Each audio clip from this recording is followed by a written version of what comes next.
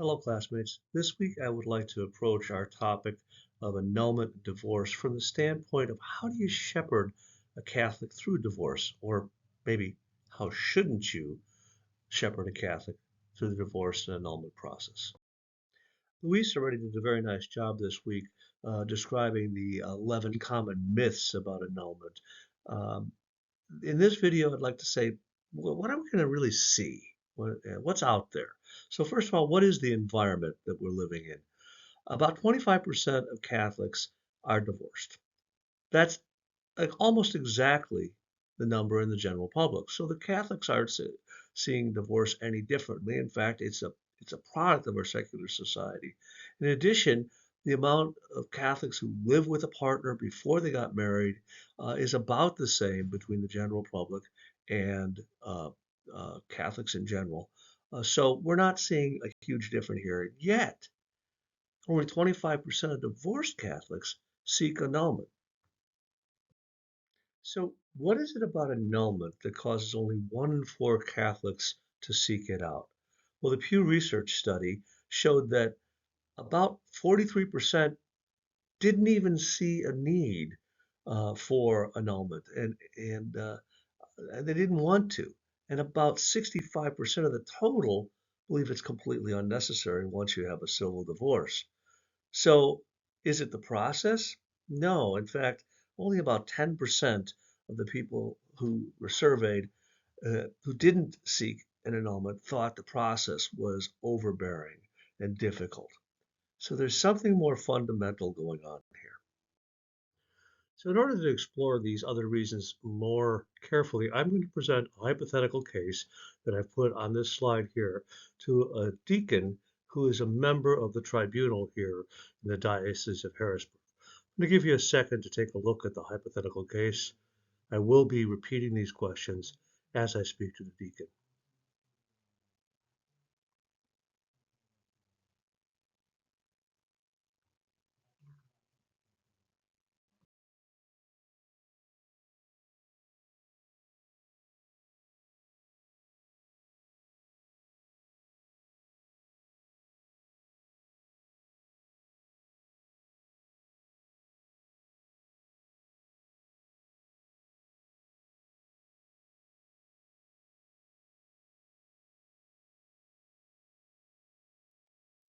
Well, welcome, Deacon Tom. I why don't you first tell the class what your role is with the Diocese of Harrisburg and the tribunal? Okay.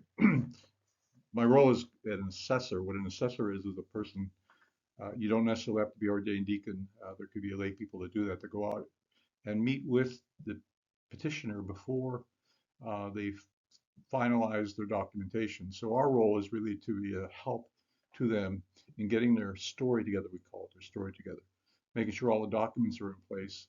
And then we put together the file and we send it into the tribunal because they cannot be out into the field on every little case. So that's why the assessor is so important to them.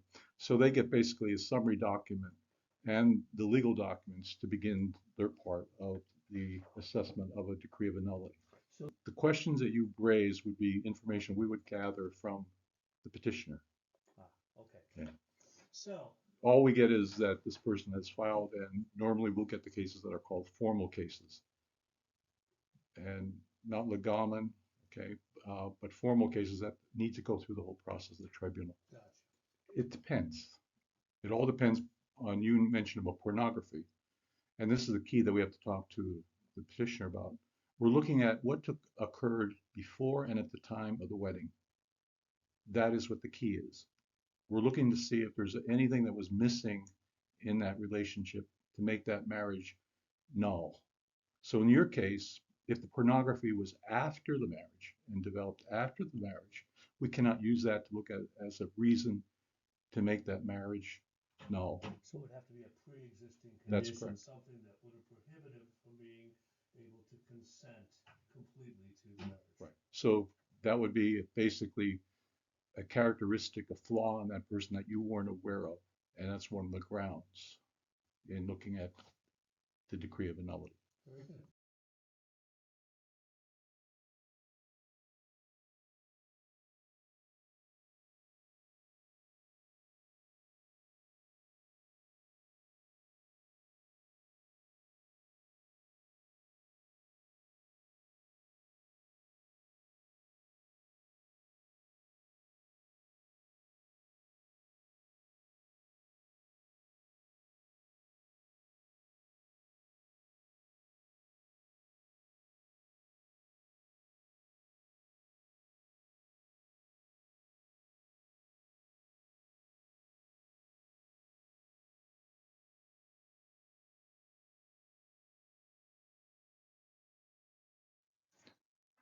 So they they would need to approach the tribunal and look for annulment. He would have to do that.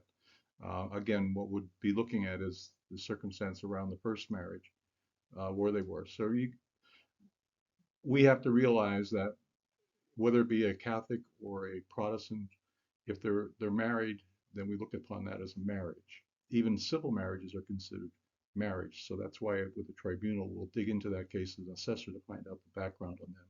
So we would look at that case with him to find out if it's a formal uh, case that needs to go through the tribunal and work with him in getting that decree of annulity for that marriage. And I understand that the woman being Catholic, even though she'd been married civilly, there's a portion she may have to go through too. Is that correct? That's correct. It would be lack of form because was it before a priest or a deacon in her marriage? So that's one thing that we'd have to look at her marriage. And if it was not before a priest or a deacon? Then it's a little simple process to get that basically corrected through the lack of form. And that would be paperwork with the pastor and the tribunal.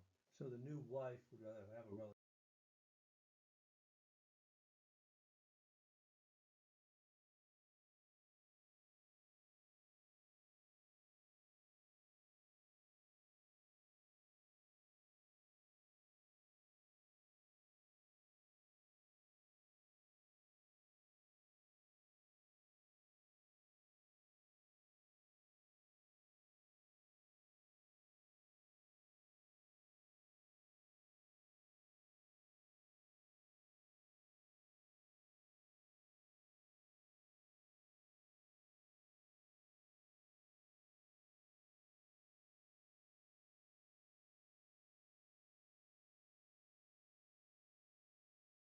It's good advice. Um, One myth in the whole annulment process is people think that going through an annulment will affect the children. And it does not affect the children. Something that they're illegitimate if they go through the annulment process. So his concern about the children has no impact. The question is, do you want to be in the right eyes of God and the church? That's why you want to go through the annulment process. So if you basically was in married in the church and it was, as you said, a sacramental, so you have that bond. The civil divorce breaks the civil side of that marriage, but it does not break the spiritual side, the sacred side in the church. So you always have that bond there. So by getting remarried, basically then that's where you have broken away from the church. So you can have a divorce and still sacramentally participate in all the sacraments, you're fine. But once you get remarried, then you have a conflict with what you did spiritually in that first marriage. And that bond of that first marriage needs to be broken in order for you to be able to receive the sacrament. So that comment the priest said has nothing to do with financial or how you give. It's more spiritual that you got to look at the person. Right. They may still be in the occasion of grave sin. That's correct.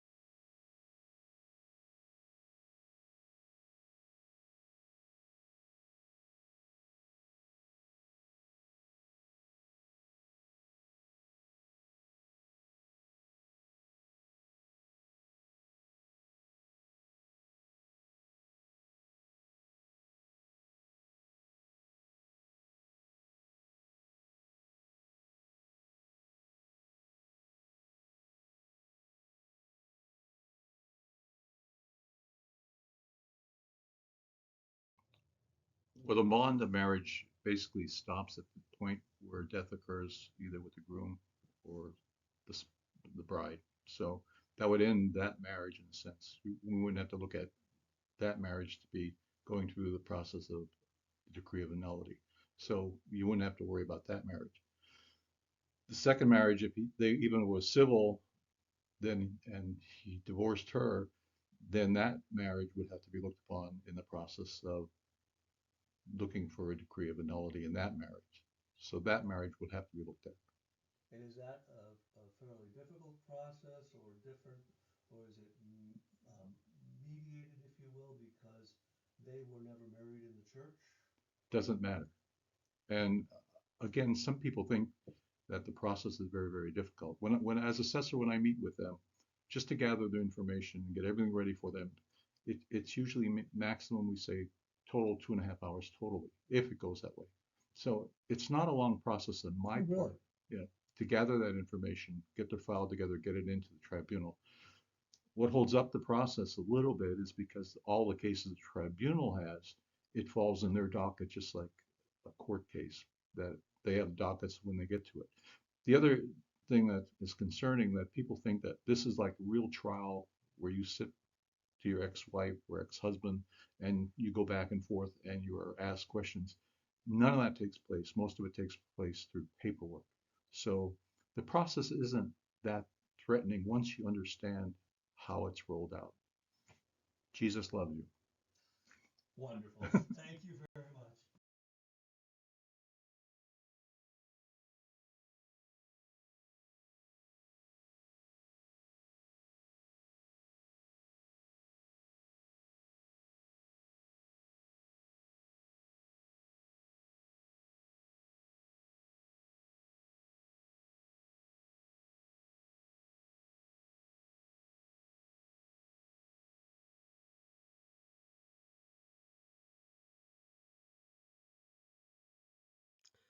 So the hypothetical story was not a hypothetical story.